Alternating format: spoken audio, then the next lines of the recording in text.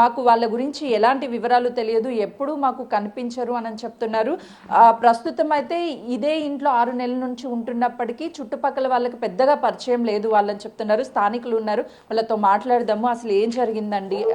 8 days అయితే కనీసం ఎవరికి ఎందుకు ఇన్ఫర్మేషన్ ఇవ్వలేదు? అయితే యాక్చువల్గా వాళ్ళు ఎవరు బయటికి రారు ఎప్పుడు. మాకు కూడా వాళ్ళే బయటకు వచ్చిండ్రు. వచ్చి ఇక్కడ పార్టీ ఆఫీస్ ఉంటుంది, వాళ్ళకు ఇంటిమేట్ చేస్తే వీళ్ళు పిఎస్కి ఇంటిమేట్ చేసాము మేము.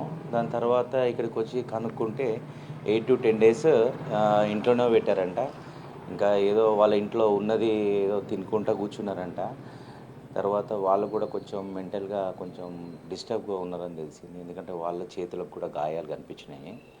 ఇక నిన్న గాంధీకి పోస్ట్మార్టంకి తీసుకెళ్ళిండ్రు. ఇంకా ఏంటి ఫర్దర్ యాక్షన్ ఏంటిది అనేది ఇక పోలీస్ ఎంక్వైరీలో తెలుస్తుంది. ఏంటి అది నార్మల్ అంటే అంతకు ముందు రోజు ఏమైందంటే ఆమె కొంచెం ఆయాసం తీసుకుంటూ హాస్పిటల్కి వెళ్ళింది అని ఇక్కడ వాళ్ళు చెప్పిండ్రు. ఒకవేళ అది ఉంటే మరి హార్ట్ స్ట్రోక్ వచ్చి ఉండొచ్చు, లేకుంటే ఏం జరిగింది అనేది తెలియదు. కానీ పూజలకు బాగా వీళ్ళు అంటే దేవుడిని బాగా పూజలు చేస్తూ కొలుస్తారని చెప్పిండ్రు. వాళ్ళ ఇంట్లో ఇక్కడ ఉండే రెంటర్స్ వాళ్ళు చెప్పారు. ఇక్కడ ఎప్పుడు ఓం శాంతి కూడా నిర్వహిస్తారు ఒక 2 డేస్కి 3 డేస్కి.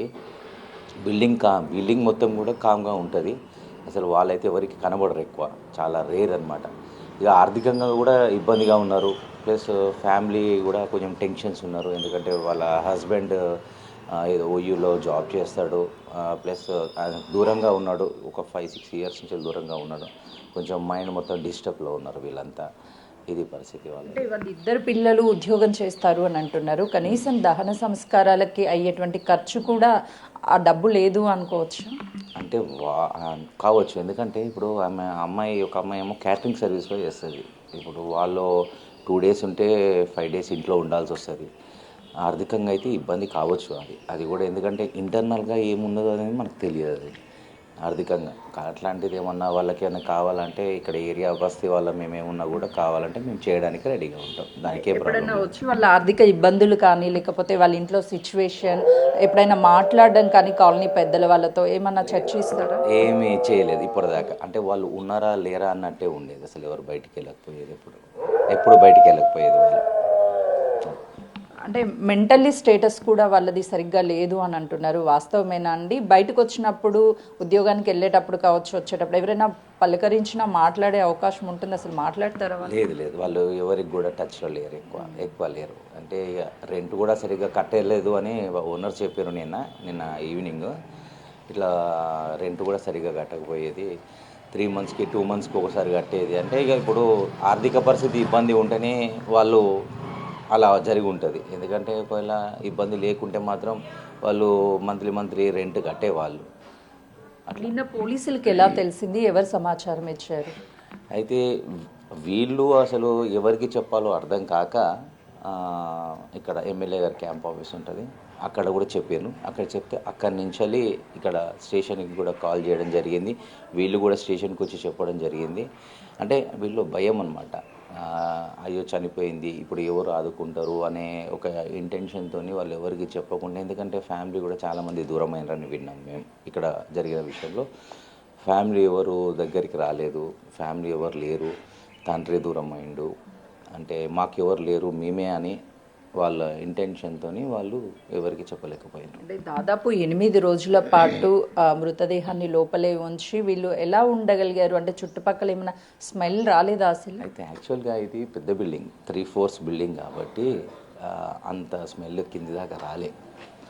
అదే ఒక సింగిల్ రూము, ఒక సింగిల్ బెడ్రూము, డబుల్ బెడ్రూము, ఒక ఫస్ట్ ఫ్లోర్ సెకండ్ ఫ్లోర్ ఉంటే బాగుంటుంది.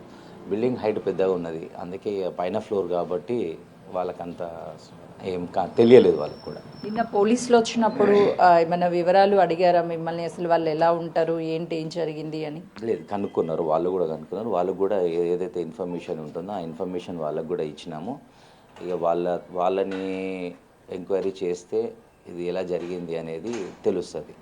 99% అయితే ఆమె హార్ట్ స్ట్రోక్తో చనిపోయిందని అందరు అనుకుంటున్నారు. ఎందుకంటే అంతకు ప్రీవియస్ డే రోజు ఆమె ఆయాసంతో బాధపడుతూ హాస్పిటల్ తీసుకెళ్ళిండ్రు. ఇంట్లో వాళ్ళ పాపనే తీసుకెళ్ళింది కాబట్టి మేబీ అదే ఉండొచ్చు అని అనుకుంటున్నాను.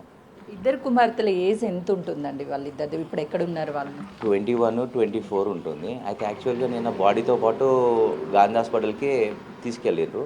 ఇంకా తర్వాత మరి హోమ్కి పంపారా లేకపోతే స్టేషన్లో అయితే ఉంచారు కదండి, హోమ్కి పంపి ఉండొచ్చు. తర్వాత మరి వాళ్ళ తీసుకొచ్చి ఇన్వెస్టిగేషన్ చేస్తారు. వాళ్ళతో మాట్లాడారా? ఆ పిల్లలతో అసలు ఏం జరిగింది, ఎందుకు 8 days పాటు చనిపోయాక వాళ్ళ అమ్మని లోపల ఉంచారు, ఏమన్నా మాట్లాడారా మీరు? అది ఇక మేము మాట్లాడలేదు.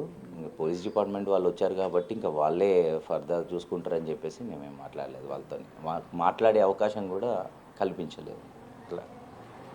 అది ప్రస్తుతం చూస్తున్నాం కదా, స్థానికులు అయితే వాళ్ళు ఎప్పుడూ బయటికి వచ్చేవాళ్ళు కాదు, దేవుణ్ణి అమితంగా పూజించేవాళ్ళు. లోపల కుక్కలు ఉండేవి, కాళ్ళభైరవ దేవుడు అంటూ వాళ్ళు లోపలే ఉండేవాళ్ళు. ఆ ఇద్దరు పిల్లలు, ఒక పాప క్యాటరింగ్ చేసేది, మరొక పాప ప్రైవేట్ ఎంప్లాయీగా చేస్తుంది. 2 రోజులు ఉద్యోగం చేస్తే 4 రోజుల పాటు ఖాళీగా ఉండేవాళ్ళు. కనీసం రెంట్ కట్టడానికి వాళ్ళ దగ్గర డబ్బులు లేవు, చాలాసార్లు ఆర్థికంగా ఇబ్బంది పడ్డారు అని నిన్న ఇంటి యజమానులు చెప్పే వరకు మాకు తెలియదు. కానీ ఎవ్వరూ బయటికి వచ్చి మాట్లాడే వాళ్ళు కాదు అంటున్నారు. ప్రస్తుతం ఆ ఇద్దరు పిల్లల్ని హోమ్కి తరలించారు.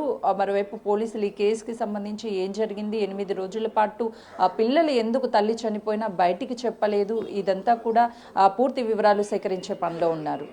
సుజాత, ప్రస్తుతం మనము వాళ్ళ మాట వింటూ ఉన్నాము. సో 3rd floorలో వాళ్ళు ఉన్నట్లుగా తెలుస్తుంది. అంటే మిగతా ఫ్లోర్లో ఉన్న వాళ్ళు కానీ, వాళ్ళు ఎప్పుడైనా అబ్జర్వేషన్ చేయడం కానీ, మాటలు మాట్లాడుకోవడం కానీ ఇదంతా చేసేవాళ్ళు. అంటే బేసిక్గా అసలు అమ్మాయిలు ఎలా ఉండేవాళ్ళు, ఇంట్రోవర్టెడ్గా ఉన్నారా, అసలు అంటే తన తల్లి చనిపోయిందన్నా కూడా ఎదుటి వాళ్ళకు కూడా చెప్పుకోలేని పొజిషన్లో ఉన్నారు. అంటే మెంటల్ స్టేటస్ ఏ విధంగా ఉంది, ప్రజెంట్ పిల్లలు ఎక్కడ ఉన్నారు? సౌమ్య, ఎందుకంటే తల్లి చనిపోతే ఆ పిల్లలు కనీసం బయట వాళ్ళకి కానీ, లేదు అంటే కుటుంబ సభ్యులు కానీ, బంధువులు అయితే ఎవ్వరూ లేరు అని చెప్తున్నారు.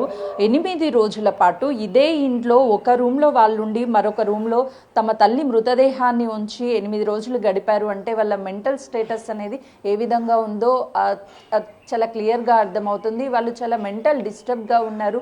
అటు తండ్రిని దూరంగా ఉండడం, మరోవైపు బంధువులు స్నేహితులు ఎవరూ లేకపోవడం వల్ల వాళ్ళు ఎవరికి చెప్పాలి, ఏం చేయాలి అనే అర్థం కాని పరిస్థితిలో ఒకే రూమ్లో ఉండి ఇద్దరు అక్కా చెల్లెళ్ళు మరొక రూమ్లో తన తల్లి మృతదేహాన్ని ఉంచారు. ప్రస్తుతం చూస్తున్నటువంటి బిల్డింగే 3 ఫ్లోర్ల బిల్డింగ్, 3rd ఫ్లోర్లో ఉంటారు. చాలా పెద్ద బిల్డింగ్ ఈ బిల్డింగ్. సో ఇందులో ఉన్నటువంటి ప్రతి ఒక్కరూ చాలా సైలెంట్గా ఉంటారు, ఒకరికి ఒకరు మాట్లాడుకునే పరిస్థితి ఉండదు అని చెప్తున్నారు. ఎవరి పనులు వాళ్ళకి వెళ్ళిపోయినప్పుడు ఎవరి ఫ్లోర్లో వాళ్ళే ఉంటున్నారు. వాళ్ళు పక్క బిల్డింగ్ వాళ్ళతో కానీ, లేదంటే అదే ఫ్లోర్లో ఉన్నటువంటి వాళ్ళతో ఎవరితో ఎప్పుడు మాట్లాడే వాళ్ళు కాదు. వాళ్ళకి సంబంధించినటువంటి ఏ విషయాలు బయటికి తెలిసేవి కాదు. కానీ గత కొన్ని నెలల నుంచి రెంట్ కట్టడం లేదు అని ఓనర్స్ చెప్పే వరకు వాళ్ళ ఫైనాన్షియల్ స్టేట్